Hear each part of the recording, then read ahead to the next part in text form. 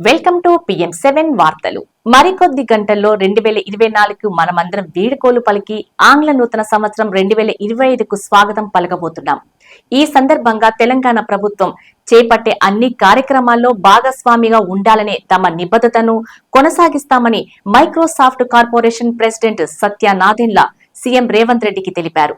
హైదరాబాద్ లోని సత్య నాదెండ్ల నివాసంలో ఆయనతో ముఖ్యమంత్రి రేవంత్ రెడ్డి నేతృత్వంలోని బృందం సోమవారం భేటీ అయింది.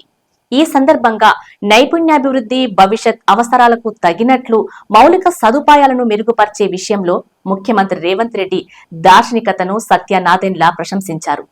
నైపుణ్యాభివృద్ధి, మెరుగైన మౌలిక వసతులే ఆర్థికాభివృద్ధికి దోహదపడతాయని, ఇవే హైదరాబాద్ ను ప్రపంచంలోని టాప్ 50 నగరాల్లో ఉంచగలవని సత్య నాదెండ్ల అభిప్రాయపడ్డారు. హైదరాబాద్ లోని తొలి సాంకేతిక సంస్థల్లో మైక్రోసాఫ్ట్ ఒకటని, ప్రస్తుతం 10,000 మందికి ఉపాధి కల్పిస్తుందని ముఖ్యమంత్రి రేవంత్ రెడ్డి సత్య నాదెండ్లకు తెలిపారు. రాష్ట్రంలో 600 మెగావాట్ల సామర్థ్యం కలిగిన డేటా సెంటర్లోనూ మైక్రోసాఫ్ట్ పెట్టుబడి పెట్టిందని, హైదరాబాద్ తో పాటు తెలంగాణ వ్యాప్తంగా మైక్రోసాఫ్ట్ పెట్టుబడులు పెంచుతున్నందుకు సత్య నాదెండ్లకు ముఖ్యమంత్రి రేవంత్ రెడ్డి కృతజ్ఞతలు తెలిపారు. హైదరాబాద్ ను టెక్నాలజీ డొమైన్ లో ప్రపంచంలోని అగ్రగామి నగరంగా నిలిపేందుకు రాష్ట్ర ప్రభుత్వం దృష్టి సారిస్తున్న AI, Gen A1, క్లౌడ్ తో సహా వివిధ సాంకేతిక అవసరాలకు అనుగుణమైన వ్యవస్థను అభివృద్ధి చేసేందుకు మైక్రోసాఫ్ట్ మద్దతుగా నిలవాలని ముఖ్యమంత్రి రేవంత్ రెడ్డి ఐటీ శాఖ మంత్రి శ్రీధర్ బాబు సత్య నాదెండ్లకు విజ్ఞప్తి చేశారు.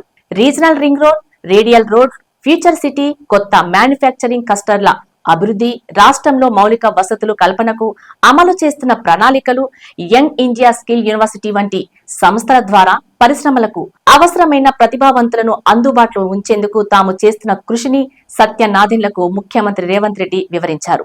సమావేశంలో రాష్ట్ర నీటి పారుదల శాఖ మంత్రి ఉత్తమ్ కుమార్ రెడ్డి, రాష్ట్ర ప్రభుత్వ ప్రధాన కార్యదర్శి శాంతి కుమారి, రాష్ట్ర ఐటీ పరిశ్రమల శాఖ ప్రత్యేక ప్రధాన కార్యదర్శి జయేష్ రంజన్, ముఖ్యమంత్రి ప్రత్యేక కార్యదర్శి అజిత్ రెడ్డి పాల్గొన్నారు.